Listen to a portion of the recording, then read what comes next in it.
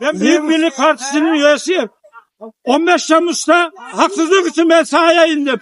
Cumhurbaşkanımıza. Bugün de haksızlık için buraya geliyor. Melik Gökçe'yi yargıla. Sancaktepe Belediye Başkanı sauna yapanı yargıla. Yazıklar olsun. Sen kendine de AK Parti'nin içinde dürüst insan yok mu? MHP'nin içinde dürüst insan yok mu? Bunu ceza orada yatırma. Ben 15 bunun için indiğime çıkmış varım. Keşke evleseydim. Bravo abi. Dolayısıyla da devletin. Kendini tutukla. Ben 30 sene bu kamuda görev yaptım. Türkiye Cumhuriyeti'nin Genelkurmay Başkanı'nı İlker Başbuğ, Ali Tatar'ı bunları yapıyor. Yazıklar olsun sana. Bunun sonun geldi gari. AK Parti'ye sen yanlış yapıyorsun.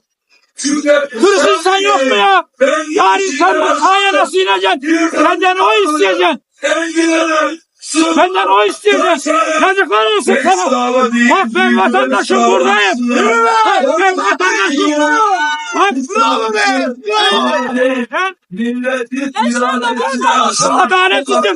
Sen Büyük Birlik Partisi'nin üyesiyim benim annem. Adaletsizim buradayım. Gazeteci beni duy. MHP beni duy.